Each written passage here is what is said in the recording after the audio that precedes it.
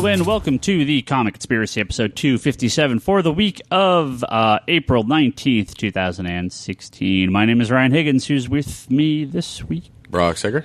Toby. And Charlie. Hello, hello, hello. Hello. How are you guys doing? Good. My mic I'm here. I feel like it's up higher than it normally is. For those that have listened to the last handful of episodes and maybe been like, man, the audio sounds a little weird. Hopefully last week's episode sounded normal, and hopefully this week's episode sounds normal.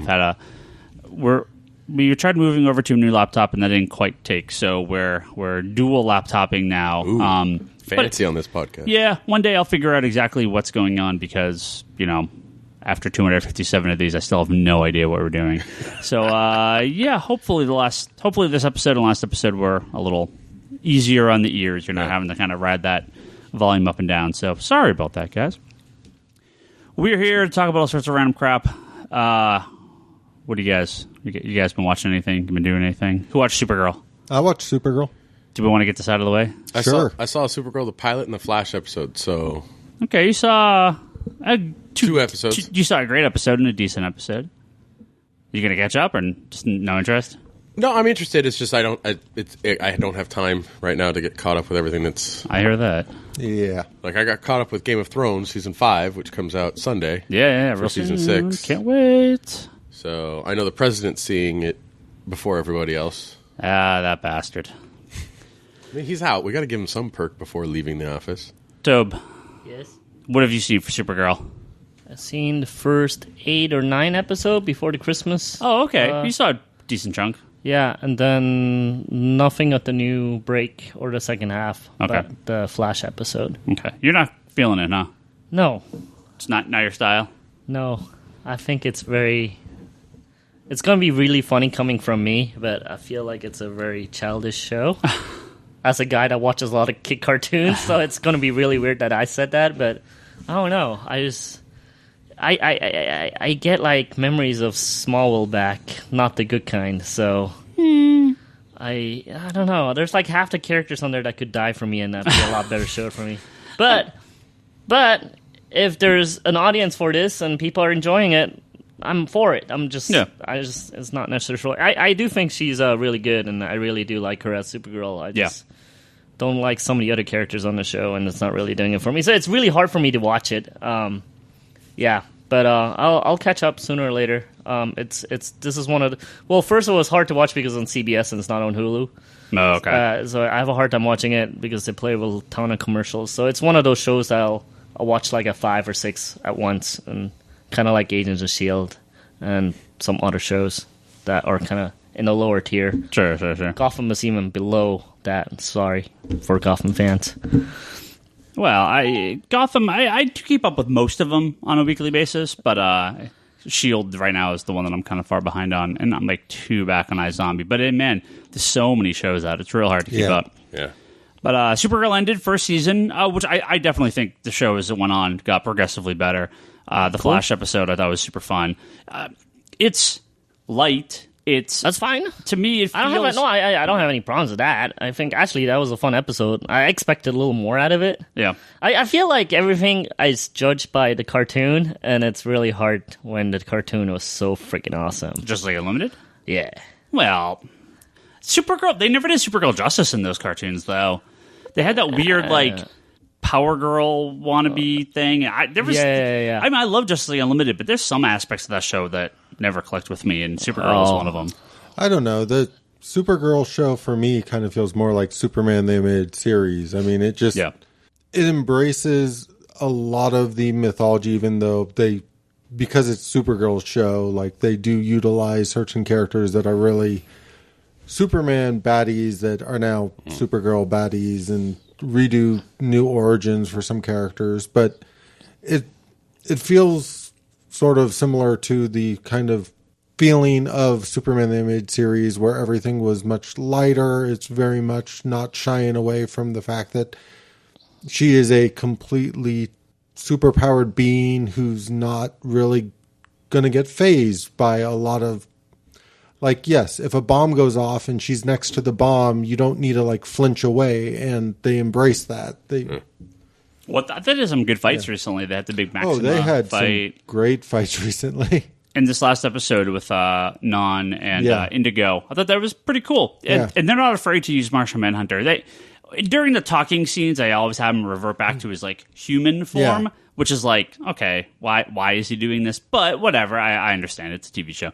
But when they go to the fight scenes, why is he doing that? Money. Sure, of course. I don't. It does. If they had just said like, he's been in this form so long, it's actually easier for him to stay in this form. Done. Fine. I talk human tongue. Sure, well, I totally believe it. Tried to do some explanation around every time he transformed. I'm trying to remember. They had some bizarre explanation.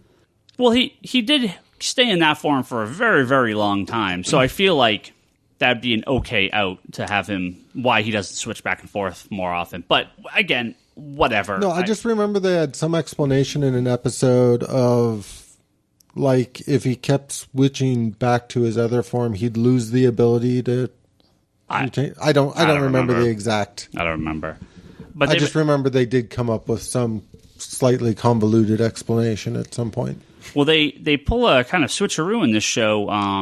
Her aunt, who was the villain in like the first half of the season, gets killed off. Yeah. I thought she was going to be at least the full season villain, if not a more permanent threat. But no, they kill her off halfway through the show. And the way they handled that and stuff, I thought was really good. No, it was cool. It was just like, okay, they're just going to kill her off and go with it. Okay.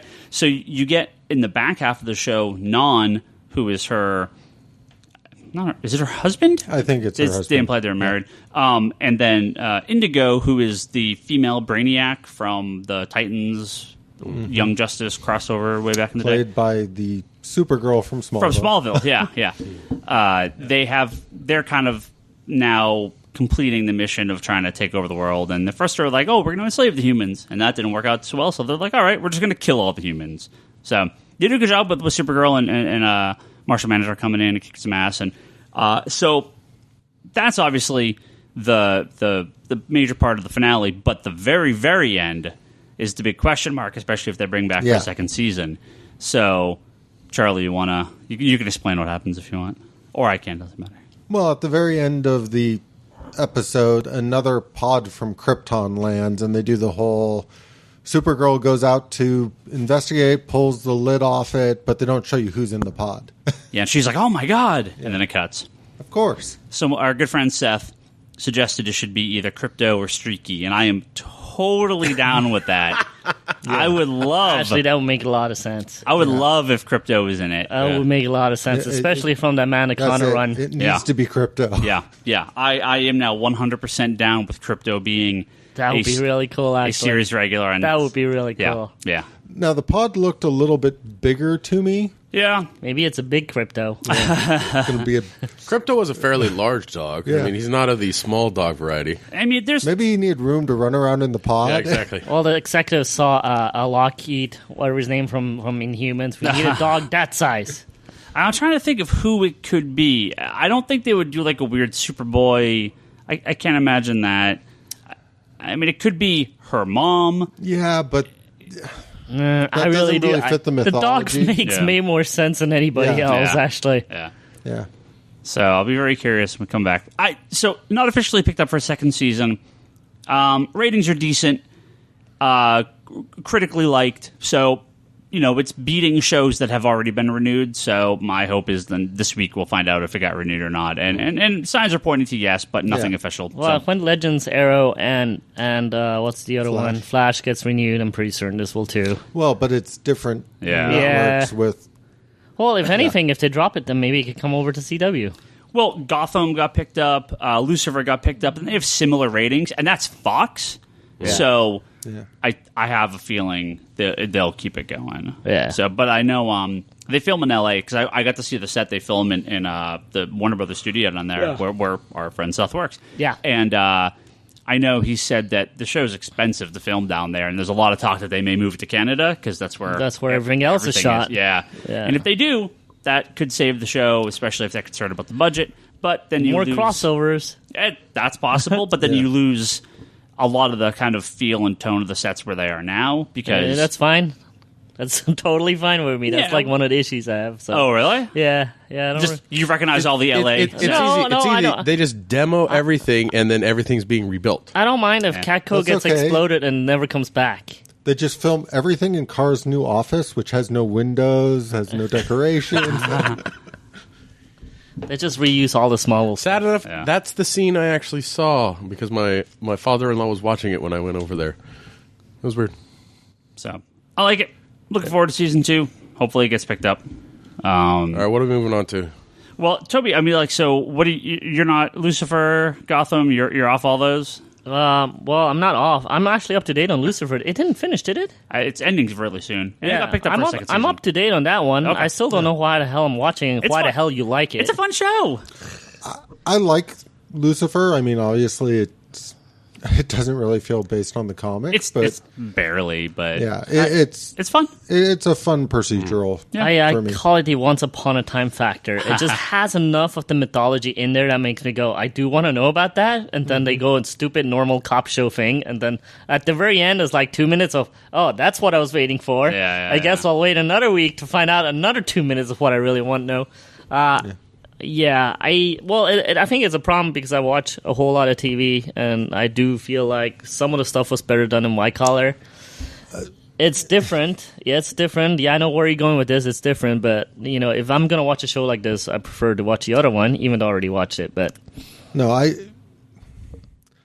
being somebody who's watched far too much TV, just like you, the amount of we times can challenge each other on TV watching. The amount of times that I'm sitting watching a show, I'm like, and now they're going to say this. Yeah. Now they're going to do this. Yeah, it might be just too much TV watching that destroyed the show for me. So sorry.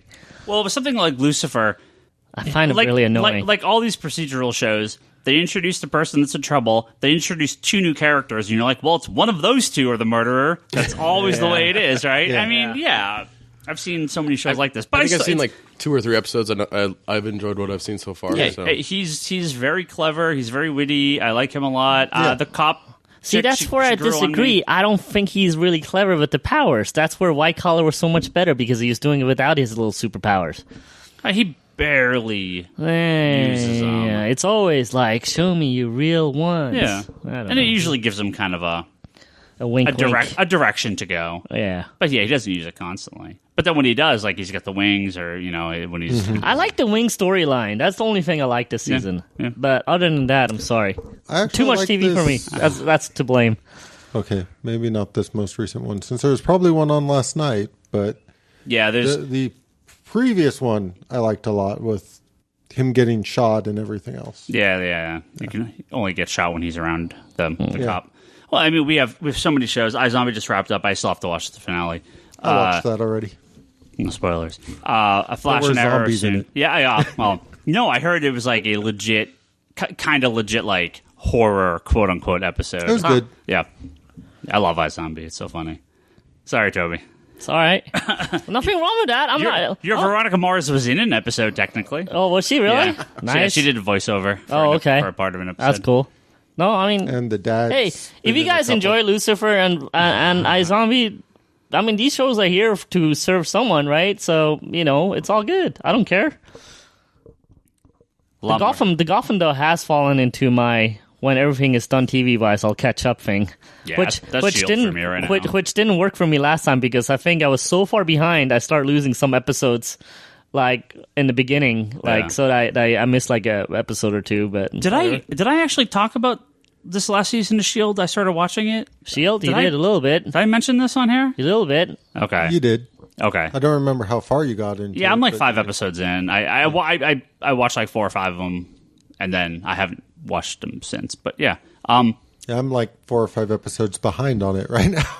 I will admit that episode with just Fitz was a really good episode. Simmons. Yes. Fitz was a really good episode. So That was a good one. Yeah. Yeah. And I actually really like, well, I don't think it's a great episode, but I actually like the one that came back from the break with the Watchdogs. I kind of like that.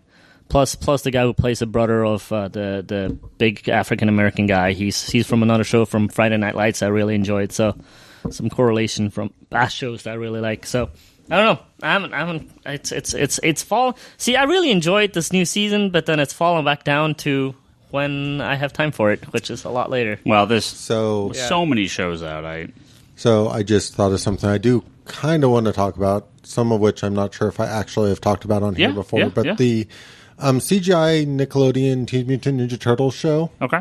So this season, they're all off in space, traveling around with the Fugitoid, who's voiced by David Tennant. Yes. Okay. Which Nice. I enjoy far too much. Yeah. And they recently had an episode where they got kidnapped by the 80s turtle dimension. Oh, they did the crossover again? Yeah. Yeah. Nice. So they had a full-on crossover where you get to see... So you get to see the 80s turtle CGI. Nice. It's kind of cool. and the 80s Krang Cool. CGI. Did we talk about that new trailer For Turtles? for the second movie? No. That looks like the biggest piece of shit I've ever seen in my life. Like, the first movie... Didn't you say that about the last Turtles trailer? The first movie looked bad, and people seemed to think it was bad. But then it made a bunch of money, and then people kind of turned around on it and started liking it. I don't know. Everyone I I still talked think it's to- horrible horseshit. I know, but a lot of people I've talked to and a lot of people I've But- heard from...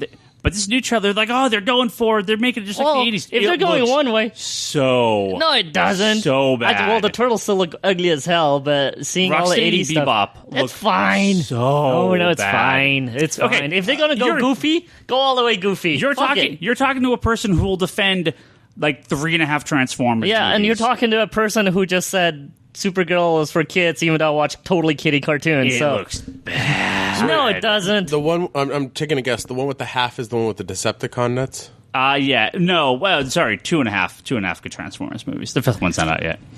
Well, any event, I actually side with Toby on the fact that, like, I got excited with the fact that you have Casey Jones played by Stephen Amell. Sure, I got sure. excited all of a sudden that it had Rocksteady and Bebop. I got excited the fact that it has Krang in it, Yeah. which is just... Yeah. I mean, if you're going I'm to go sure one it's way, gonna just go be- all the way, yeah. I'm sure it's going to be horrible, but there is so much in this movie I thought I would never see in a Teenage Mutant Ninja Turtles movie. Yeah. Especially if they didn't do it in the original movies. Yeah. Yeah. Well, Like- look, the original movies are my all-time favorites, especially in the 99s. That's one of my all-time favorite movies, let alone just Ninja Turtle movie. But if you're going to not go that way and go full cartoony, fuck it, go all the way. And it seems like that's what they're doing. So I'm on board. I'll go check it out.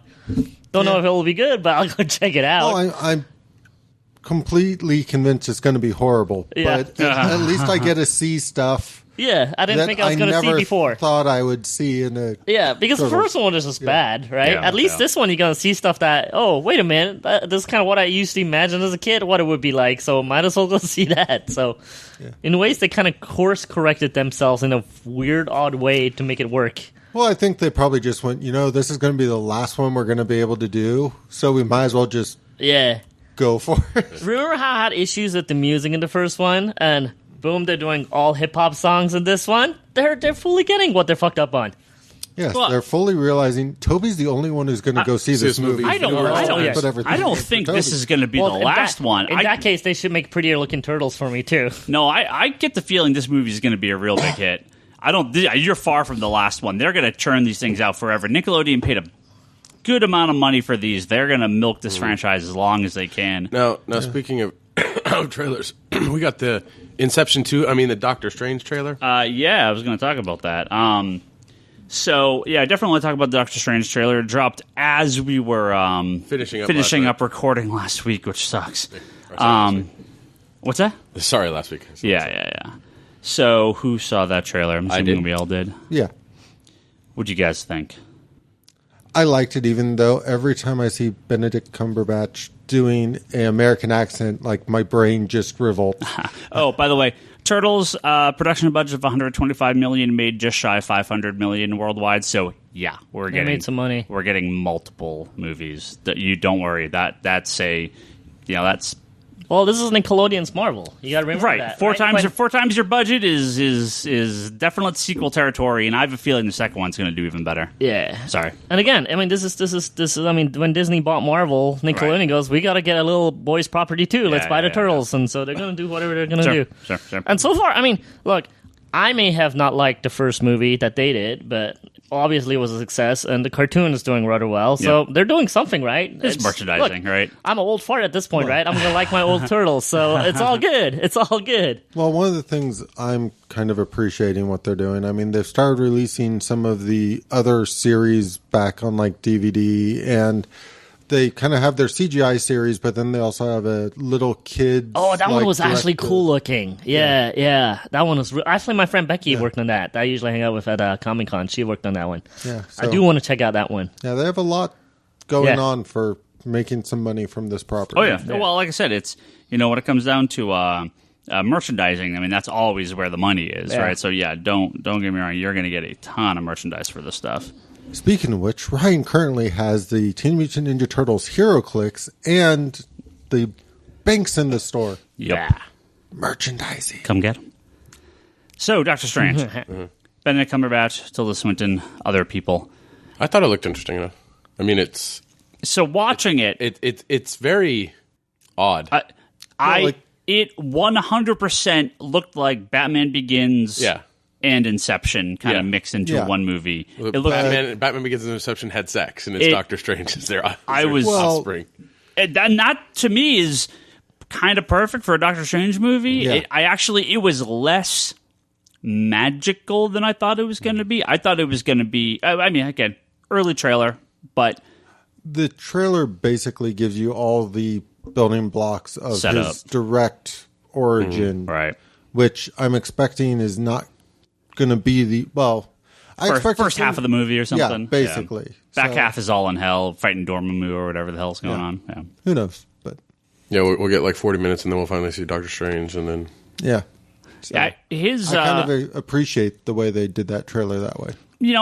I feel like a movie like Ant-Man got him in the costume pretty quick, and you kind of have the legacy by the end. You have Wasp introduced, and so I feel they did a good job with that. With Doctor Strange, I don't want it to be like he puts on the cape at the end of the movie. Like, I want that thing on halfway through the movie or a third of the way through the movie.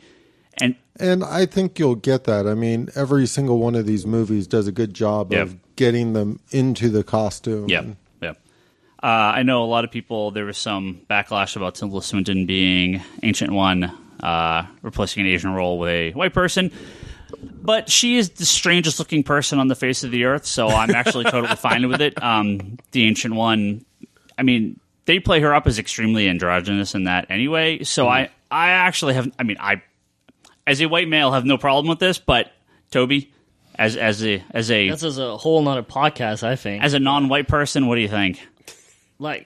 She's a weird looking lady, so I grew up with all white, so I'm maybe a little different to be asked, but on one hand I do feel like Asian parts are good to Asian people, but all these Asian American actors are going, hey, we wish we would just play a normal American role.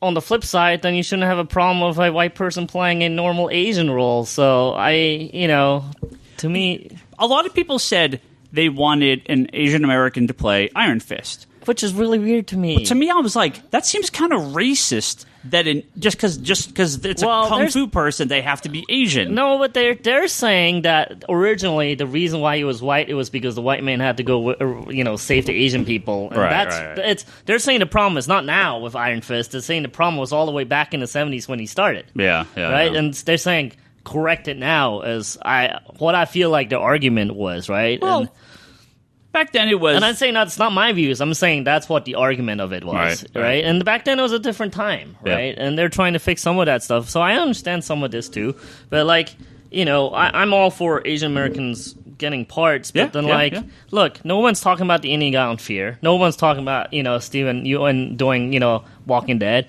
There's Sullivan and Son. There was an Asian lead in that show. There's an Indian lead in Quantico. No one's talking about all these Asian people in lead roles. Yeah, they're gonna bitch and moan. Oh, sorry, this is like I said, going to be a complete different podcast. They're gonna bitch and moan and complain. Go, we're never getting these parts, right? I'm like, I don't know. I'm in the middle of it all, but and obviously I have a lot of Asian friends, so my whole Facebook feed is like all of this stuff, and I'm like, maybe you guys should stop complaining and just go write and direct your own movies. Yeah. But some of them have, K-Town Cowboys, awesome, web series, and they ended up doing a movie out of it. So, I think we made a lot of progress from many, many years ago. And yeah, does it suck that Asian parts go to, white people? I guess so, but to me, comic books are comic books, right? To me, it's really weird when, people want a black Superman or something like that, because I grew up with Superman looking the way he is. And I don't think it's white Superman. He is just Superman to me, right? So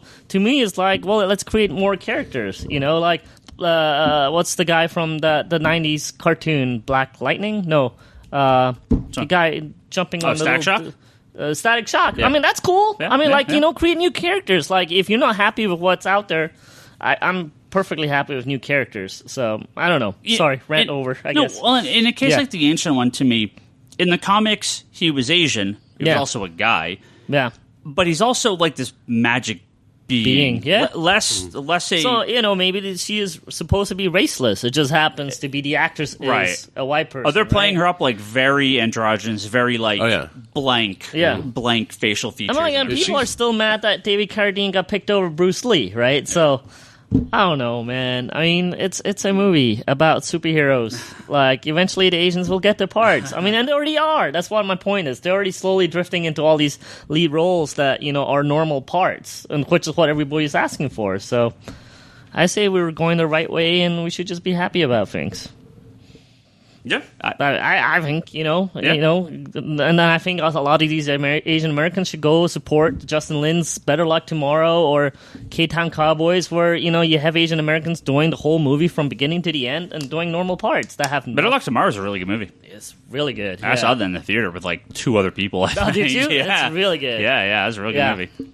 So, I don't know. I'm That's a long time ago. It is now. Yeah. Well, he redid the entire Fast and Furious franchise, and then now he's doing Star Trek. Yeah. So, I'm indifferent on it. And Star Trek is a perfect example where he could very easily make Sulu Sulu's been a big part of Star Trek, and they can make him an even bigger part if they wanted to go in that direction. I don't think anyone would bat an eye. Hell, I think many years ago they were talking about doing a Sulu TV show. I'm like, fuck yeah, do that, right? Well, we have this new Star Trek show that's coming out that's going to be in between Undiscovered Country and Next Generation. Yeah. And, I mean, totally, we had Janeway. Yeah. We have Cisco. Yeah. So if they do something similar, they could bring in maybe not. Well, Sulu's a little older now. Yeah, but, they would bring in. He could be like the admiral watching over it now, right? So kind of like a major role in the show. So, I mean, or new actors. People give me a lot of shit for liking Fast and Furious franchise, but the way to have everybody in there, naturally, not like, hey, he's an Asian, that's why he's in there. Yeah. Fast and Furious is a very diverse cast. Super diverse, and I really, really like them for that, right? But they didn't do it like, hey, we got to check all these Spock marks off. It feels natural. It just happened, right? I'm sure, Sung Kang is in there because Justin took over the franchise and stuff like that happened, right? But yeah, I don't know. I feel there's a lot of complaining going on. I think we should just enjoy movies. Welcome to the world. Yeah. Welcome to the internet. Welcome to the internet. Yeah. I go slightly off topic here for a second. I didn't get a chance to go to the DC retailer meeting. It was yesterday down in Burbank. It was just too short notice, and it's the first one I've missed. And on Monday, a weird day. But there were some quotes that came out by Jim Lee and Dan Didio about what they're going to be doing with their upcoming Rebirth books. And one of the lines was, I'm paraphrasing here, so don't quote this exactly, but. Because I have a bunch of people that went, so I got to hear about a lot of stuff they talked about. And one of the things Dan Didio said is, we may have diversified a little too far because we got far away from our original characters. Yeah. We went too far away from what they traditionally are, and we lost a lot of our core readers. I agree. And so they're trying to bring a lot of stuff back. It's great to try to get new readers for comics. Yeah. But... Look, I'm all for diversity. Don't get me wrong. That's why I love the Fast and Furious franchise, right? Yeah. I'm all for it. It's just like some of it is just like let go. Like, well, you were talking. It's better if it feels natural. If it feels like it's a natural diversity, like it's not like you said they check off a list. I think Marvel and DC right now are I think their movies are fine. I mean, like, No, I'm talking about the comics. They're pushing. Comics, they're pushing. The comics check this, check they're this. trying to be really diverse in the comics too, not necessarily just by race, by readership too. Right. That's why we got the young Batgirl comic. That's why we got the DCU stuff, and I don't blame him for trying it. No, but they have like 2 books out of 50 that are actually succeeding. Yeah. That's. But hey, they tried to fail. Go back to what works. Sure, so I'm sure, totally for that too. So I mean, the props for them even trying. So that's cool. Yeah, as long as you learn along the way. Yeah. Yeah. I mean, I think you have to take the success of something like Miss Marvel. It's not the character so much as the creative team and what they put behind it. I don't care for the book at all, but the people that like it. There's people that really like. Oh, yeah, book. yeah. There's really, and see, that's where I think things work, right? Yeah, they respond very well to what they brought. If you put that character, and look at Miles Morales. It's huge. Yeah, big audience, huge, right? So I feel like there's a right way of doing things, and when certain parts like the Ancient One, fuck it. I mean, it's gonna work. I feel like, I don't think they did it on purpose. Of course, now I'm gonna get a lot of Asian hate now. Thanks, thanks, dude. Well, I'm excited for Doctor Strange. Yeah, let's go back to Doctor Strange. So, Inception, I was missing my bong, especially when the city starts like folding up on itself. But I think at that point, just watch the Rogue. At that Rogue point, One the trailer. WB lawyers will go, wait a minute. Yeah. But that Doctor Strange movie looks actually way different than what I thought, and it feels different than most of the Marvel movies. This is actually exactly what I thought it was going to be. It feels like it's going to have it's going to be as dark as it needs to be for Doctor Strange. Well, part of what excites me about it, and this gets into sort of the magic aspect, is I know that's something that Marvel Studios was kind of shying away from a bit, hence why they made a lot of stuff around Thor kind of fit into more of a advanced science kind of feel. So, but you can't do that with Doctor Strange. No. You can't be like, oh no, it's really a advanced. No, it's magic. It's mystical. In the trailer, when his essence or soul is knocked out of his body, I thought that was great. I was like, that was cool stuff. Whoa. Yep. I should say similar. Civil War, a bunch of reviews have gone up, and so far 95% of Rotten Tomatoes, which is about as good as you get. Somewhere Bryce is going, woohoo! So, Civil War comes out very soon. I wonder if there's going to be... Do you figure at the end of Civil War, it's a Avengers tease? Doctor Strange tease? It has to be Avengers, right? What else would they do? Because this is it. As far as we know, last Cat movie. Well, the thing is Thor's Ragnarok's last Thor movie. They've said there's 3. Isn't Ragnarok going to be before Infinity War? Yes. I think so. So it's got to be a Thor teaser. A Thor teaser? Yeah. Yeah, because they've already teased Doctor Strange in Winter Soldier. The question is, what was they said his name? I mean, like the end credit. Oh, you mean the end credit? Post credit tease. I mean, I don't know. That's difficult because it's Thor wouldn't. I don't know. Sorry to interrupt, Charlie. I think Thor is setting up the Infinity War. I'm just having fun thinking like the end of Civil War is going to be like the teaser is going to be like Thor's hammer crashing to Earth again. Yeah. He's back. Well, no, just his hammer crashing to Earth. Right. Like the and the Vision will pick it up and bring it back to him in space. Maybe it's just Hulk riding out there in space. Hulk riding out there in his little ship flying around still. Yeah. No, I really do think it must be a Thor one for in between, and then we get the Infinity War. Hulk lands on a planet. You see a little surfboard come by. Yeah. Well, that's if they get the rights. Although, didn't Feige say Feige, I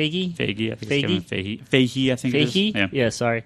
Didn't he say Phase 4 will be a completely new start? Oh, post-Avengers, right? Yeah, post-Infinity War. Yeah. Makes sense, too. Yeah, I don't know. I wonder what that'll be like. It's tough because so many wrestlers, the classic versions of the character. Do you go Miles Morales and, some of the newer stuff at that point, or... That's going to be really tricky after you... I mean, dude, what he pulled off is crazy, right? No, okay, the last, I don't know how many years, that's nutty of a project that he did. Sure. So I think the end of this will be teasing Thor, because the end of Guardians will be teasing Infinity Gauntlet. Is Guardians before? Yeah. I'll have to look up the schedule. Well, they're shooting it now, so it has to be. Yeah. You know what? Do we get teenage Tony for the Crossing movie? Oh, jeez. I don't know. I mean, what do you mean redo? Because if you lose these characters, you're... Well, I think not redo, but a new start. So I'm thinking a lot of these characters are getting semi-retired. Not retired, but where do you go? Yeah, that's my question. That's exactly what I'm trying to ask. New Warriors, that's where you go. I mean, you have Squirrel Girl with what's her name? It's really tough. I mean, they could make a Black Knight movie and it could be amazing, right? We have no idea. I think you have a couple characters. Yes. You have the potential for Namor. I don't know if... No, Namor's a Universal. Is he? Yeah. Namor and Hulk? Yeah. Well, Hulk's distribution is at Universal. Right. And Namor is something really weird. Yeah. Don't quote me. Of course, not as I said it. Everybody's going to look shit up and say you're wrong, but I'm pretty certain Namor is over at Universal. The only thing you're that right I could... that Disney doesn't have it. Disney definitely doesn't have I was going to say, I would assume that it may have been at one point, but all those contracts had some sort of time limit associated with them if they didn't use the characters within a certain amount of time. Yeah. I don't know about you, but I have not seen a Namor movie. So. No. Not that we know of. Yeah. There could be one in the can they just never released. I mean, the X-Men are out. They could solo some of the characters. I mean, maybe a Vision or Scarlet Witch movie, but I don't know. Maybe a Vision and Scarlet Witch movie, but I don't... Moon Knight, man. I'm telling you, Moon Knight movie instead of a Netflix series. I'm kidding. But I think a character like Moon Knight works way better as a TV show. Absolutely. Yeah. I just don't know. I was joking. Yeah, I don't know. Telling you, Miles Morales, Spider-Man. The Sony can keep Peter Parker, and Disney does Miles Morales. I mean, maybe they're going to aim to get the FF back by then, and at that point, if you get the FF back, then you got a whole new start. Yeah, you can open up a lot of characters through the Fantastic Four, and that I would honestly, you could have a Phase 4 easily through all of that. Scrap the Inhumans movie till you have the Fantastic Four. They kind of did. That would be amazing. They kind of did. They're pushing it back. Basically, they're saying it's not happening. Yeah, maybe that's what the 4 in Phase 4 represents. Well, that would be perfect. That's what they should do, because the Inhumans is a standalone concept, as we're seeing in the Marvel books right now. Well, Inhumans are coming out of FF anyways. Right, and that's what I mean. Outside of the Fantastic Four, the Inhumans, like, nobody gives a fuck about the Inhumans. Replacements. Right, it's so bad in the comics right now. Yes. So I don't know what they do. But if you have the FF and the Inhumans, there is a solid start to a universe. There are so many potentials there for stories. You can bring the Inhumans, you can go into the past. Well, then you're going to have Crystal Inhuman. The FF can basically be the new Avengers. You can bring in She-Hulk. You can bring in Medusa. Yes. You can bring in like a lot of the replacement characters. Yes, all my brown coat Avengers. Right. Black Knight, all the way. Well, and you can... God, could you imagine they could do the Hulk, Ghost Rider, Spider-Man, and maybe strike a deal for Wolverine? Oh, that should be a movie on their own. Yeah, that'd be interesting. And bring in that FF team for a movie. Like, I think the FF has the ability to be the franchise the Avengers has. There's so many strong characters in the FF. That would be cool if it would work. I mean, if they're getting 20 movies out of this, right? Yeah. If they can get 10 out of FF, it's worth paying Sony the $1 billion for it, because they'll make that back tenfold. Well, Fox, Fox. Fox sadly knows what they have and why Marvel wants it. But they can't do shit with it. That's why you pay them the $10 million or the $10 billion, and you're just like, well, we will make this back. Over a decade. Well, because they know Marvel wants it, they're gonna not $10 million. We want $10 billion. Well, that's what I said. But I meant $10 billion. Yeah. Even then, at this point, if they keep losing money making these movies, they just want to make their money back. Yeah. I could just imagine the merchandise now. Mr. Fantastic, Stretch Armstrong. Yeah. All right, let's move on. We're going to talk about Image Expo here briefly. Image introduced... This is your list? Yeah, I'm not going to read every book, but some of the ones that kind of piqued my interest. They introduced, I believe it was 19. It was either 19 or 20. Seemed like a lot of books when I like... Well, the problem with Image Expo is they announce a lot of books. Not all those get made in a quick fashion or at all. So I think some of them even seem like, hey, this is a concept idea we have. We had somebody do an art piece for it, and this is what we want to do, but who knows if it's actually going to take place. I mean, they announced It's called paying the bills. Yeah. Marvel and DC gonna, hey, here's some money, and all you have to do is draw or write the story. Yeah. It's called paying the bills. When you have to do everything on your own, is a little different. Well, Peter Panzerfaust, the guy the writer of that, and Curtis Weeb. Yeah, and Rat Queens, right? Both of those are on hiatus now. Yeah. I'm like, okay, guy, you're kind of striking out on your indie work here. Yeah, Peter Panzerfaust was amazing. And just like, it's there's like one issue left or something stupid. Yeah. It hasn't come out. Yeah, and it's been like 2 years. The new paddle chasers. It's so annoying. A couple books here I want to mention, though, real quick. Black Cloud by Jason Latour, who does Son of the Bastards, working on Spider-Gwen. Once upon a time, I'll read some of these summaries here. Once upon a time, they built a world where dreams come true, and those dreams went to war. In Black Cloud, we meet Zelda. No relation. Exiled to Earth, her dreams of revenge are gone, but she still holds the key to the world she left behind. It's fall 2016. That looks pretty good. Jason Latour is... Who's the artist on it? Ivan Brandon's co-writing, Greg Hinkle. That sounds an awful lot like the Gem World DC stuff. A little bit, yeah. Sword of Sorcery. Another book I'll read the first issue of, be totally confused, and maybe read eventually one day in trade paperback. The Black Monday Murders by Jonathan Hickman and Tom Corker. Is he ever going to finish The Dying and the Dead? Who knows? Who knows? Black Monday Murders is a classic occult doctrine where the secret schools of magic are actually clandestine banking cartels who control all of society. A hidden world where vampire Russian oligarchs, black popes, enchanted American aristocrats, and hitmen from the International Monetary Fund work together to keep all of us in our rightful place. Did you say that with a straight face? I did. It's Jonathan Hickman. It's fucking crazy. Yeah, of course true. it's crazy. Let me see here. It's a couple more. Glitter Bomb by Jim Zub. All of a sudden, Charlie's looking up. Very nice. And people's names I'm not even going to attempt to pronounce. It looks set in Hollywood. Glitter Bomb is a horror story about failed fame and blood-soaked revenge. Well, if you're going to have revenge, of course it would be blood-soaked. I don't know a lot about this one, but this looks pretty interesting. It's from Shadowline, who is Rob Kirkman's company that does Walking Dead and Outcast and a few others. It's called The Hunt by Colin Lorimer, Jim Campbell, and Joanna Lafuente. This kind of a horror, kind of like a horror sci-fi thing.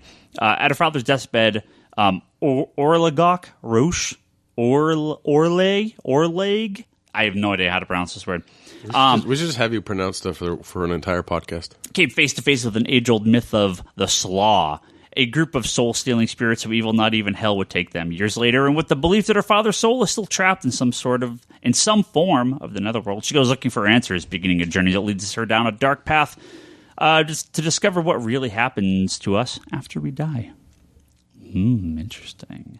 Brendan Fletcher does Batgirl and Gotham Academy, and Carl Kerschel, also of Gotham Academy. As you can tell, these people are all even DC. I have a book called Isola. This is a very long description. I'm not going to read it. If you like those books, this looks nothing like Batgirl or Gotham Academy. Ed Brubaker and Sean Phillip continue their ongoing work at Image with Kill or Be Killed. You probably know exactly what it is because it's Sean Phillips and Ed Brubaker. It's more fatale. But in case you don't, it's a story of a troubled young man who is compelled to kill bad people and how he struggles to keep his secret as it slowly begins to ruin his life, the lives of his friends and loved ones. I love Ed Brubaker. I love that I know exactly what an Ed Brubaker book is going to be before I buy it. But that's okay. There's nothing wrong with that. Can't go wrong with that. Moonshine. No, Toby, you should pay attention to this one. I'm really looking forward to this one. Brian Azzarello and Edward Rizzo. Hell yeah. 100 Bullets team back. It's set during the Prohibition era deep in the backwoods of Appalachia and tells the story of Lou Perlo, a city slick torpedo. I don't know what that is. Torpedo. I'm assuming that's some sort of Prohibition era slang. Sent from New York City to negotiate a deal with the best moonshiner in West Virginia. Have you seen the Tom Hardy movie about the moonshine? No. I actually kind of liked it. I haven't seen it. Yeah, he's like a moonshine runner, and Shia LaBeouf is in the movie. Okay. Shia LaBeouf. Is it a new movie? Fairly new? 6 years, 7 years ago now. Okay. Yeah, the director just did a new movie with Gal Gadot, and it was like a crime movie. Just came out recently. Yeah. Yeah. Triple Nine. What's it called? 666? 999. The same director. Okay. Yeah. Cool. Motor Crush by Brendan Fletcher, Cameron Stewart, and Babs Tarr. That is the creative team behind Batgirl. This, again, looks nothing like Batgirl. By day, Domino Swift competes for fame and fortune in a worldwide motorcycle racing league. By night, she cracks helmets of rival gangs and brutal illegal bike wars on the city streets to gain possession of a rare and valuable contraband. So I have a question. How is this not like Batgirl? Because she rides around on a motorcycle all the time. Well, this is like Akira-looking type of stuff. an engine-boosting machine narcotic known as Motor Crush, but the origins and ultimate purpose of this mysterious substance are unknown. It can put her on a collision course with danger. Part of me wants to have like a sound effect after you say that. But. Danger. No, not danger, like dum bum bum. Yeah. There's a ton of other crap here. Seven New Eternity by Rick Remender and Jerome Opeña coming back. He hasn't done... what's Opeña been doing recently? Oh, he's been done anything recent, like real recently? I mean, on X-Force, but that was a while ago. Yeah. Can't remember. Karen Berger also doing some work at Image, former Vertigo editor for a very, very long time, and responsible for a lot of success DC's had over the last 20, 30 years. So good to see her back, and I'm sure everyone at Image will benefit from her work. Versus by Ivan Brandon. I haven't read too much stuff by him, but art by Asad Ribic, who I absolutely love. The rise and fall of Sata Flynn, a widely popular soldier in a time where war has been privatized and it's a form of entertainment. Steve Niles and Allison Sampson doing Winnebago Graveyard. I like her work, Allison Sampson. She does some really good art. And Steve Niles, it was like his horror stuff. That looks pretty interesting. And that's it. Those are kind of the big ones that I'm interested in. I don't know if you guys paid much attention to it, but... Well, you have you'll probably link the list at the links. It was a couple of weeks ago, the Image Expo. We didn't get a chance to talk about it. Because it got buried in with Emerald. It was the same week as Emerald City Comic Con, yeah. Yeah, it was Image Expo on Wednesday, and then Emerald on Thursday, Friday, Saturday, Sunday. In a similar list reading. So Bryce is like... Bryce is so happy right now. They announced the Eisner Award nominees today. Nice.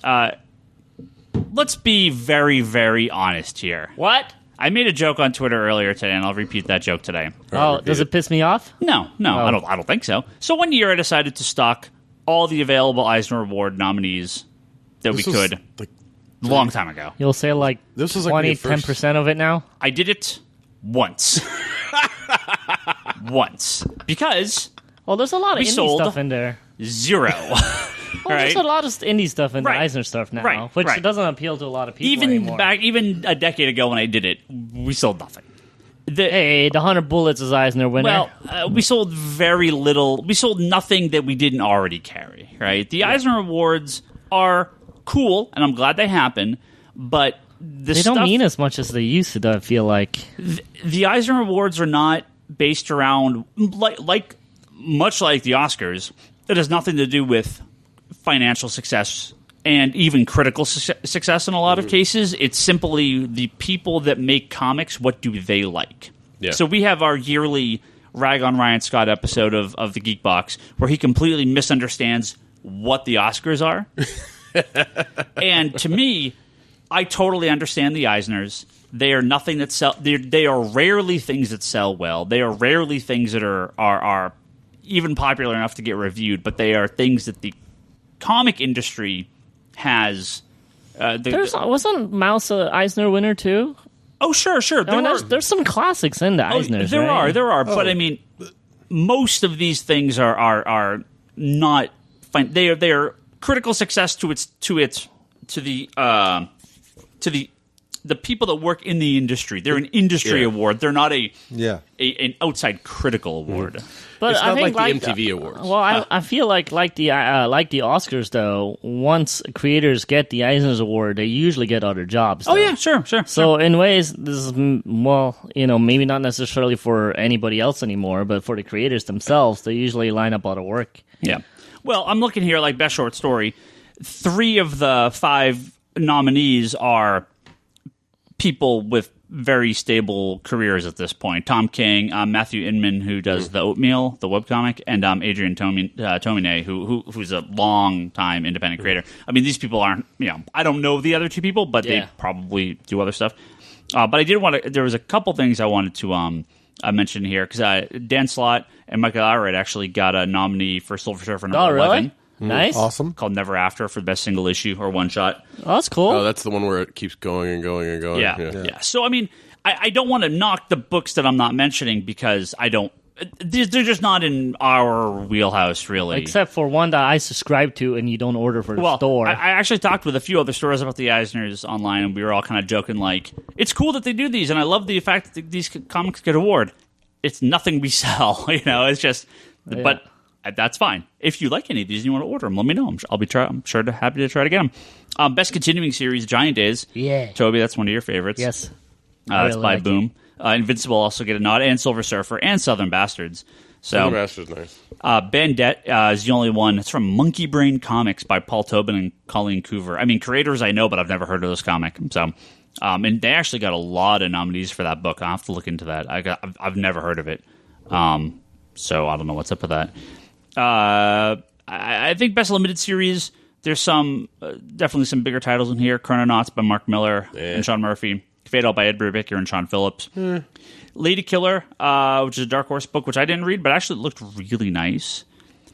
It's The Spire by Simon Spurrier and Jeff Stokely for Boom. I know Bryce's favorite creator, but I heard really good things about The Spire too. And again, I feel like Best New Series had some big titles. Bitch Planet, Monstrous, Paper Girls, Unbeatable Squirrel Girl, all those getting nominees for Best New Series, which it's rare. Bitch Planet gets it?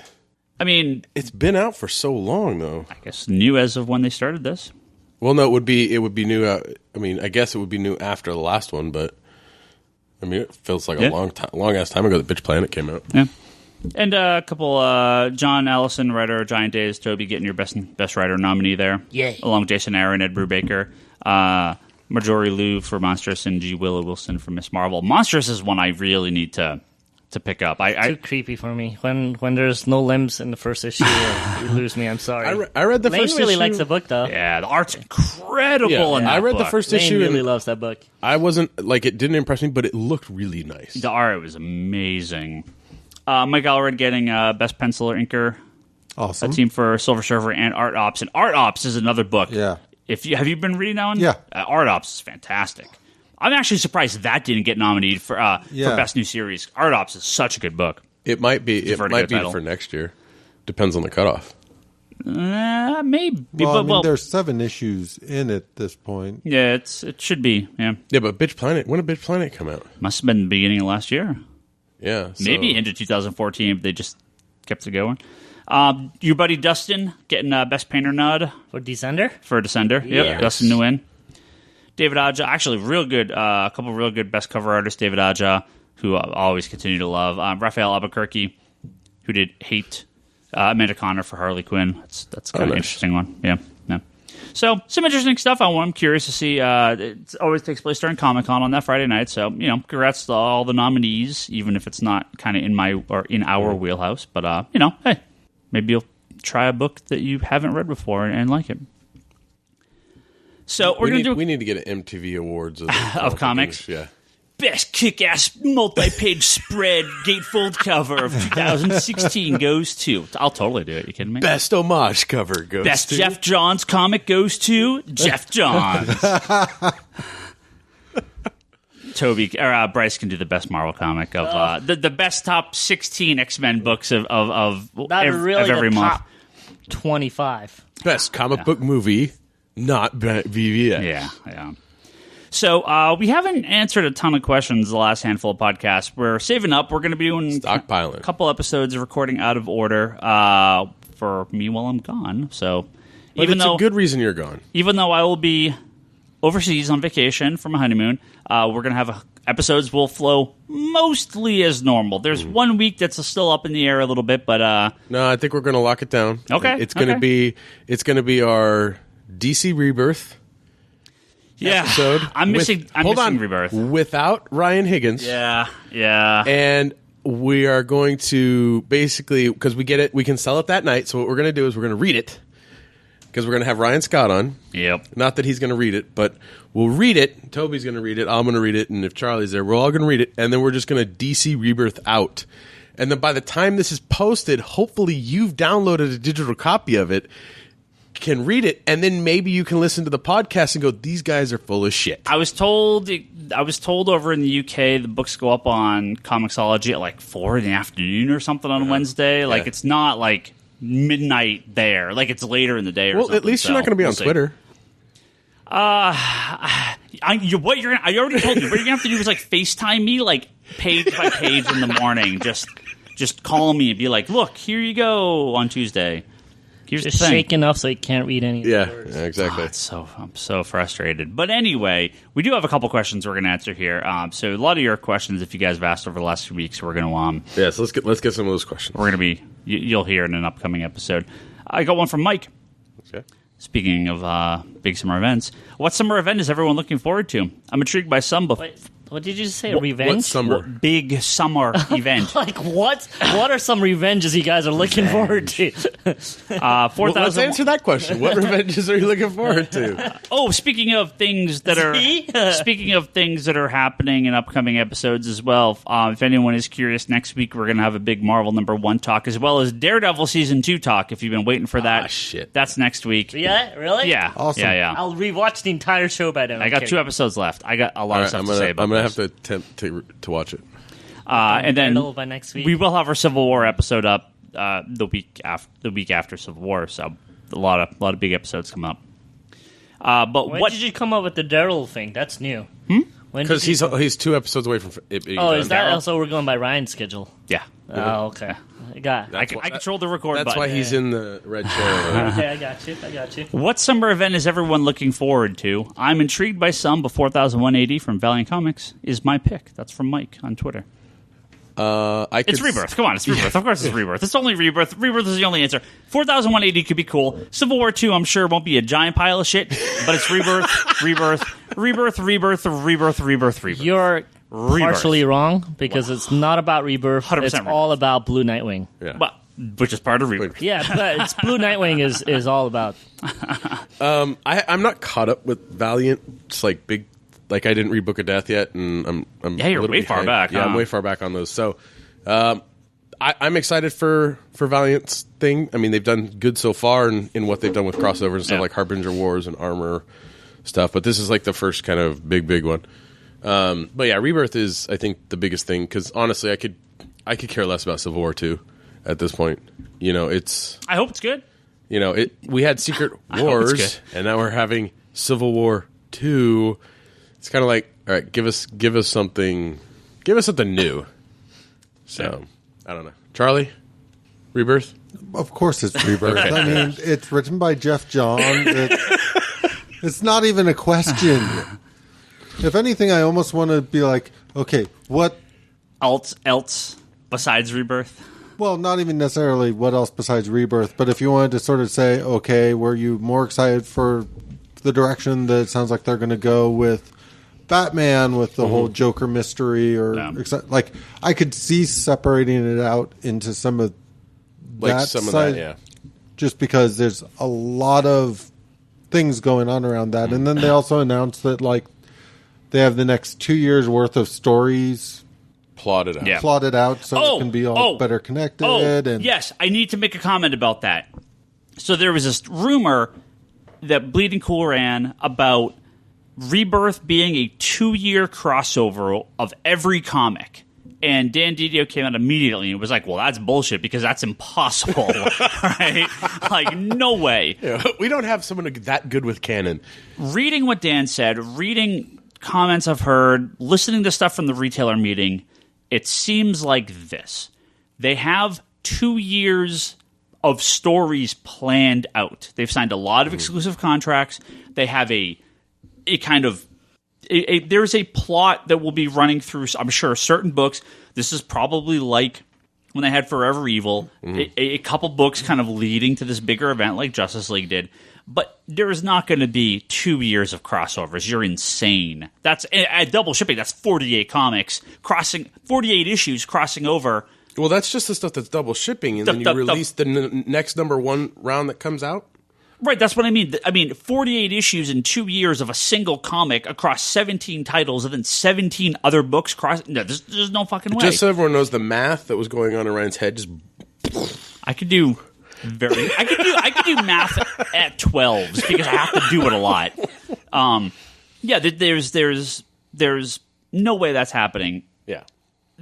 I'm sure they're signing people to 2-year contracts. I think what they're plotting out 2 years of stories for some characters. But I think what it is I think that because they've made mention that they want a tighter, continuity within the universe where they want more traditional. So I think what it is they've plotted out kind of these big kind of things that are going on, and each one is like, okay, where are you going in this?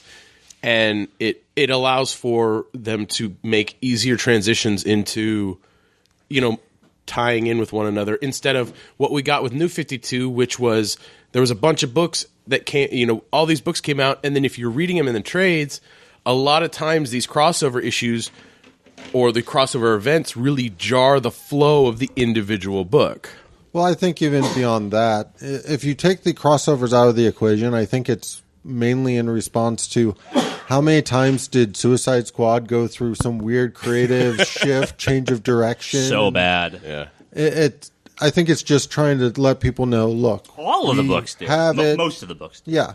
But I think what they're trying to say is, look, we are committing to the idea of this is the direction we're going for the next 2 years.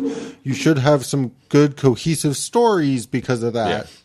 Well, and that's a good commitment. They're like, we're going to do 2 years. Like, that, I think, is a really solid commitment versus, this is a new ongoing. Oh, wait, nobody's buying it? Cancel after 6. Well, I mean, some of that's still going to happen. Well, yeah, some stuff is going to get compressed just because they're not going to publish 48 issues. Well, no, they're even 24 issues. They're telling us stuff is plotted out for 2 years, but they only have the first 6 in the can. But I mean, that's normal. But what I like is this commitment of they're not going to suddenly decide, no, we're going to take Superman in a whole new direction in 2 months, and everybody has to. Because how many costume changes he had it in the New 52? We go from jeans and t-shirts. It's annoying. To the armor, and then back to like t-shirt, adult jeans and t-shirt. Yeah. But I mean, if they have a clear idea of where they're going to take all the Superman books over the next 2 years, and all the Batman books over the next 2 years, and even other titles like the Nightwing book over the next 2 years, I'm entirely all for that. Yeah. All right. I didn't actually mean to turn this into a thing, but enough people replied. I'm going to read this. Fuck. And Toby and Charlie, maybe you guys can give some answers.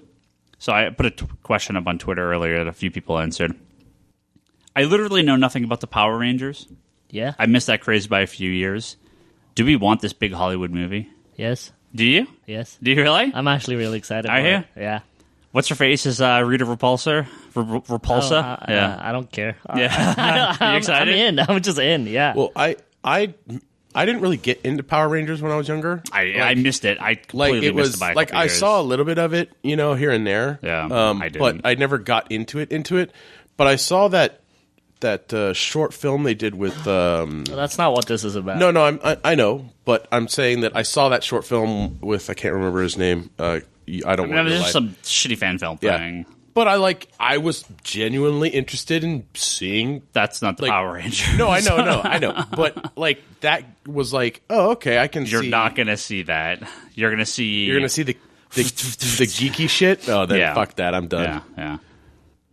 I don't know. I remember when the Power Rangers came out, and I never got into it hugely. I was vaguely aware when they would show all the advertisements, for this week only, we're doing the Green Ranger event or something like that. But well, let's be frank, we're all a little too old for Power Rangers. I just liked it because I grew up with the Japanese stuff, and I was like, hey, there's finally a version I understand because I always watched in Japanese and I understand a word for it, right? I mean, realistically, it's like any other thing. If they make a good movie out of a semi-shitty property...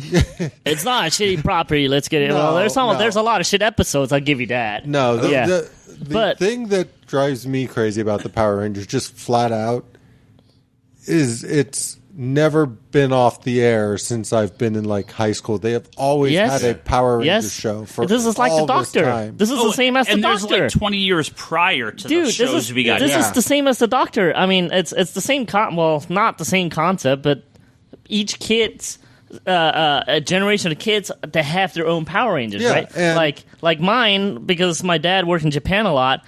Mine are broken up with, the Lifemon and Fivemon are my two major ones, and then maybe the American stuff. But those are my two big ones, right? So I'm attached to those two versions. I don't really care about the rest of them. So it's very much like, I have my David doctor. That's always going to be my doctor. And there will forever be other doctors. So having kids at home who Charlie have is so offended that you just compared Doctor Who. Oh yeah, I'm sure he is. He's like, I took you in, and this is how you pay me. I can definitely say that I understand every generation has their own Power Rangers.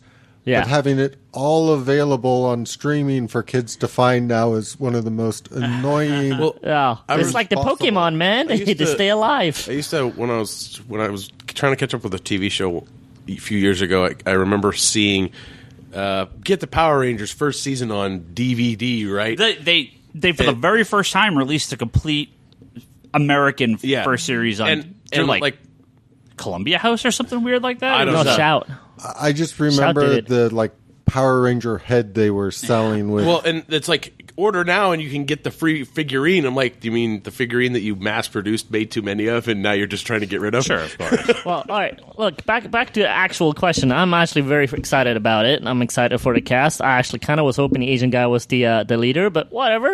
I'm for it. I'm actually kind of excited for it, and it could be a good, cool movie.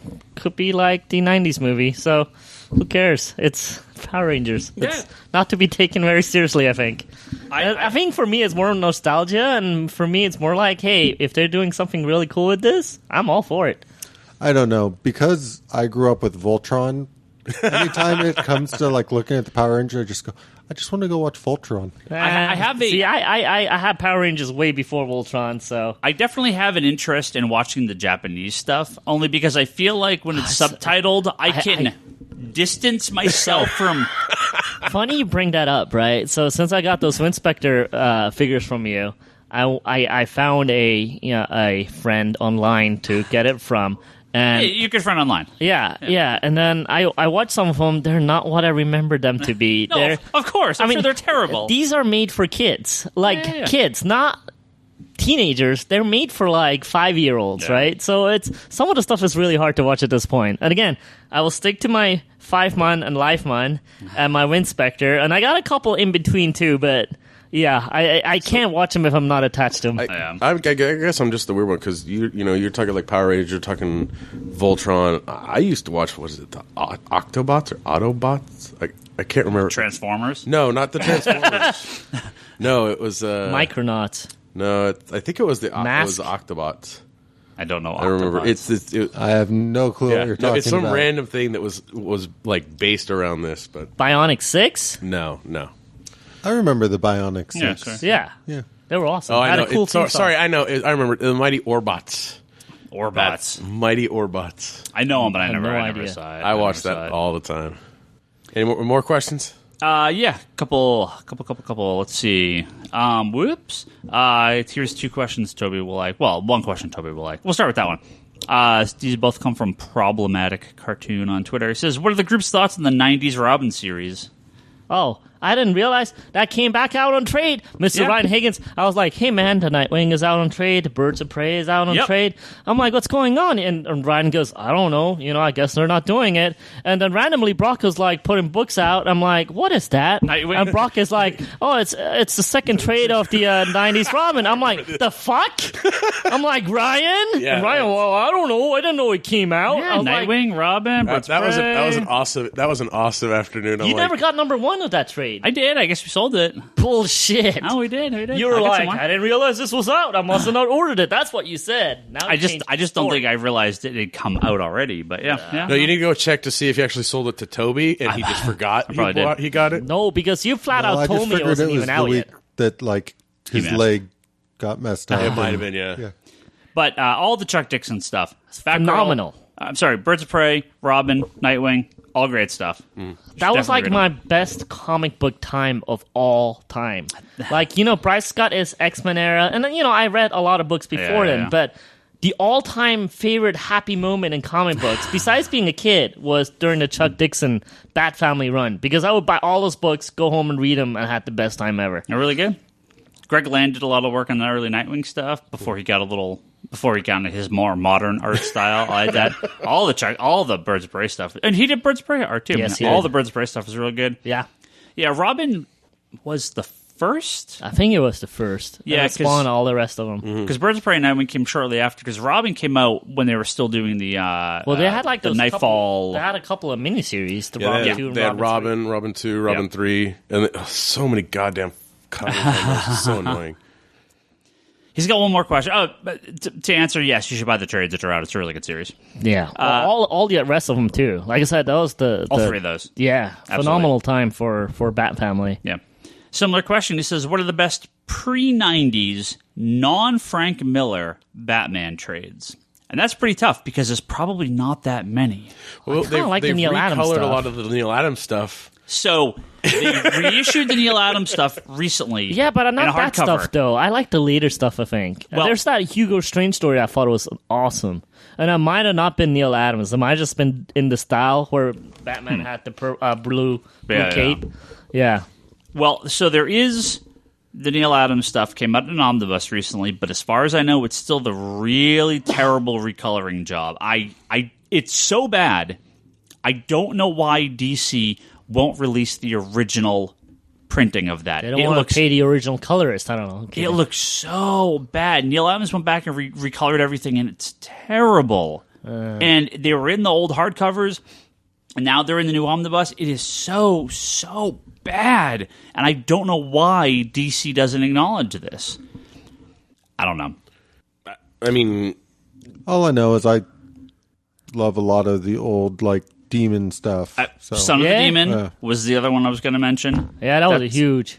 Yep. Like the time, and Which they've recollected recently in a nice actual trade paperback, not the old magazine. And this stuff. might be all nostalgia talking too. I mean, when Batman had the blue thing, and you might know the era is actually when he was leading the Outsiders and stuff like that, and he had the Metal Men in some of the stories. That was like my favorite pre all of this dark Batman stuff. And I don't know what era that is because I would like to find out. I'll probably buy some of those it's like books. 80s. It's like late 80s was the It must have been mid or early late 80s was the Outsider stuff. Yeah. But that was like that. But that was like my favorite pre Dark Knight Batman. Yeah, it's good stuff. Yeah. And we got one last question. It's from Cisco. He says, with a 3-hour ultimate cut of Batman v Superman. Oh, God. Or sorry, why release a 3-hour ultimate cut of Batman v Superman if we now know the original cut was 4 hours long? Well, why not include it all? Yes. Damn it, Cisco, you're right up my alley. Yes. Release the tapes. Yes. Release it all. Is that Cisco from Flash? It should be. Can you vibe into the future to see if I we let get you the touch me 4-hour to cut? vibe. I want them to be like, bam, 3-hour cut. Oh, 6 months later, 4-hour cut. No. Release it all. No. On day one, buy the Ultimate Edition. You get the 6-hour cut, the 4-hour cut, the 3-hour cut. There you go. And the 2.5-hour cut. Nice. I'll take it. And I'll take totally it. pay for that. 17 DVDs or something. Yeah, and, I'm in. Yeah, They'll charge you like $90 for it. You've got 3 sold. Yes. Yeah. If you make it extra large, so Charlie will like it even more. If there's that much, I'll pay for $10 per movie. Okay. Well, I am. Yeah, there is talk of this. There being it was originally 4 hours. Like down to 3. See, I'm still saying that there should have been more in the movie, so that makes even more sense. Yeah. The movie is there. Yep. I hope the movie's there. Well, we have the potential that there is a I hope ton this, more. I hope this don't know gets the what Daredevil treatment. I don't know what got cut. Now Blade Runner had that one release where it was like 5 versions of the movie. Yeah. This is what I want for BVS. Just do it. Do like the international cut, the 4-hour cut, the 3-hour cut, the 2.5-hour theatrical cut. That reminds me of the DVD briefcase I have a Blade Runner I haven't opened. Then I'll just put all on my Blu-ray player, just hit play all at once, and just stream it here all day long. It'd be like Now, I think a better 2 question straight is days. I will just put Wonder Woman on a repeat. how long is our commentary on the 4-hour cut gonna be? 4 hours. Okay. Can't really commentate longer than the movie. Although we can commentate longer than the movie. you can't do a commentary longer wait, than the movie. No. We just start the next version cut. of the word. Yeah. All right. You just replay it and we start talking. Okay. Well, the thing is, it's going to be one scene, and we're going to argue about that scene for an hour. Then we can move to the next Just keep scene. going to go bump forward a little bit. Start a new podcast, the BBS podcast, and just have us all destroy each other. We break down the movie into 5-minute segments and discuss it for 2 hours at length. Yeah. We got a whole pot. It'll last us a year. Yeah, man. Sounds good to me. By the time we're done with that, the next movie is going to be Next out. one will be ready. Yeah. I am down for that. Are you really? Then why are you so wussing out on Man of Steel commentary? Why are you wussing out? Why are you wussing out? I'm not defending you. You walked right into that one. Yeah, whatever. Why are you wussing out? Anyway, so thank you guys for listening to this podcast.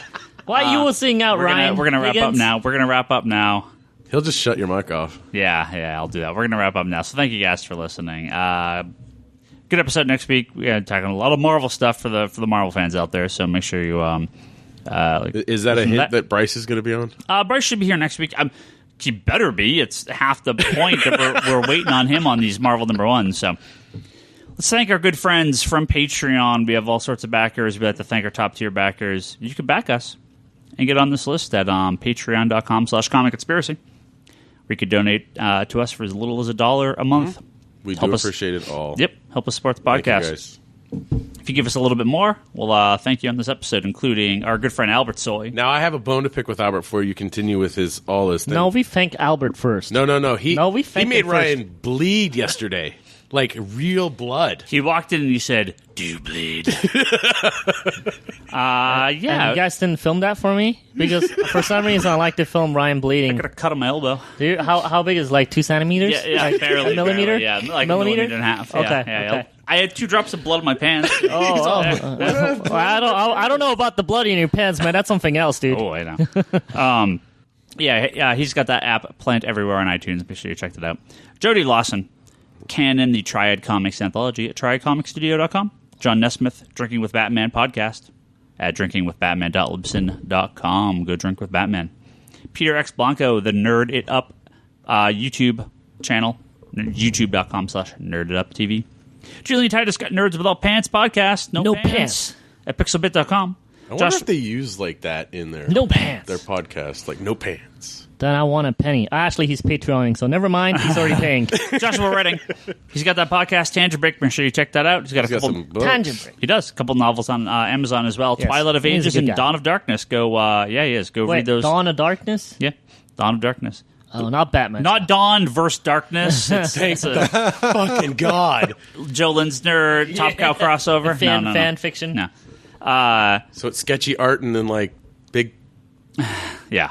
yeah. Huge tracts of land. Yeah. Twilight of Ages and Dawn of Darkness. Those are on Amazon. Make sure you rate and review those. Pick them up. Well, you got to read them first. Mario, well, you don't really have to. Just rate and review them. That's all. That's what people on Amazon want. They don't care if you actually They buy want the their product. number bumped up. Yeah, exactly. Mario Miranda has that Mild Fuzz podcast network at mildfuzz.org and on YouTube as Mild Fuzz. And a couple people with nothing to plug. They just love this podcast. Manoa Place, Sam Che, Robert Danum, and Scott Dryman. Thank you guys all very, very much. Thank you guys, but give us something to plug. No, they said they don't need it.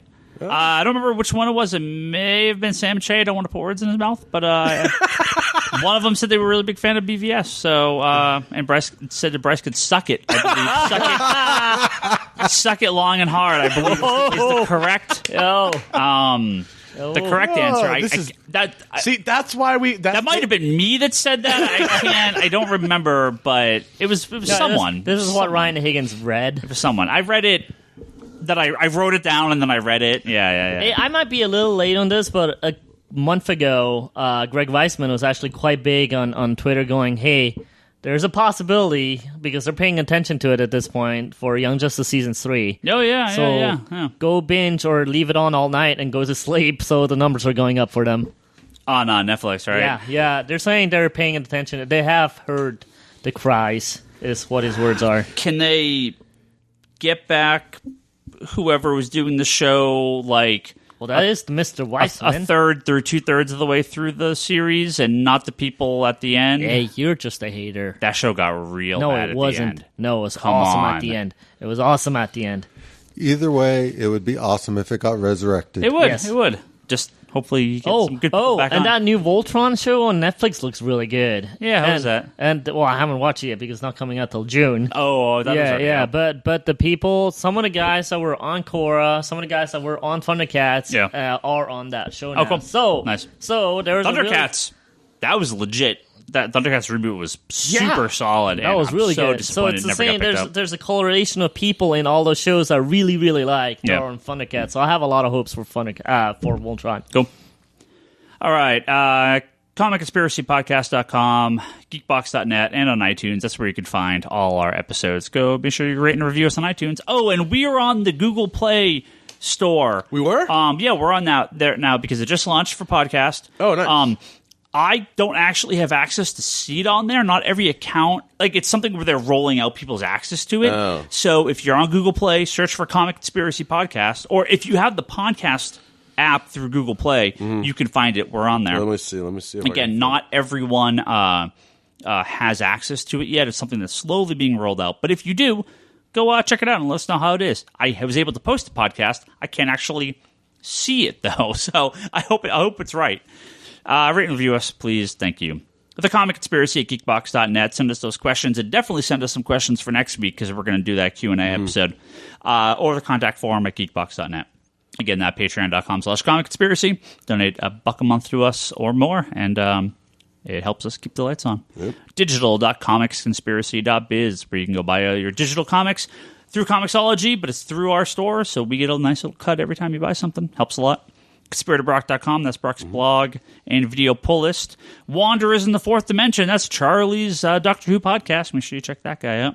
Etsy.com/shop/Leanne Hill Art, that is Leanne, my wonderful wife. That's her Etsy store. Pick something up for her. What is she doing now? Give her a little extra spending money while we're in Paris. She's doing nothing right now. Then she needs to be on Radio Technician Matt. Is she working on something? Oh, she's doing Tyrion. Yeah, because Game of Thrones is coming back up. Yeah, she did all her women, and now she's been doing some of the men. Yeah, yep. Oh yeah, are we excited for season 6? Of course, the greatest show on television. Yes, of course. Since everyone is in the dark now, Orphan Black just came back. Thank you very much, motherfuckers. Like I said, so Game of Thrones is the greatest show on TV. Ryan Higgins, Ryan, that's me. I'm on Twitter. Brock is Brock Sager. Bryce is Larson Bryce. Toby's Toby XI. Charlie's Insanity and Chaos. The store, Comics Con store. Follow all of us, please. Geekbox Comedy Button. Good Job, Brain. I'll Talk Podcast. Monka Machinations. Those are all little podcasts on our network. Make sure you listen to all of them. Rate and review. Most of us have Patreons. There's all sorts of cool stuff. And if you're a special flower and you're a customer here at Comics Conspiracy in store, if you're a very special person and you actually shop here on a regular basis, you can afford to live around here. Yeah, we're having our 23rd anniversary sale this weekend, Friday, Saturday, Sunday at Comics Conspiracy, 115-A East Fremont Ave, Sunnyvale, California, 94087. We should somehow involve people who listen to the podcast in these sales. I don't have an online store, so I can't really do it. 11 a.m. to 7 p.m. Friday and Saturday, 11 to 6 on Sunday. Big discounts. Just email you and ask if you have it in store. Pain in the ass. I'm trying to help, or maybe we can do something special for them. $1 back issues, 25-cent comics outside, up to 50% off more expensive back issues, 25% off trade paperbacks, 20% off toys and statues. Huge sale. We do it every April. Always one of our best. Come on down, spend some money. Because my honeymoon's not going to be cheap. Because you're going to be in Paris. Yeah, it'd be fun. No. Honeymoon's already paid for. Don't worry. But come down. Sale's always great. You going to have the rats cook for you? Hopefully. Nice. Oh, we're definitely going to Disneyland Paris. And I'm really? I've been there once ride. as a teenager. You weren't there when they had the Ratatouille ride, though. No. I was there I was there right when they opened. Yeah. Like a year after they opened. They just had like their 25th anniversary, I think. Really? Yeah. Shit, I'm an old motherfucker. Yeah. Our 20th, 25th, something like that. I just realized I'm like only 3 years older than Great America.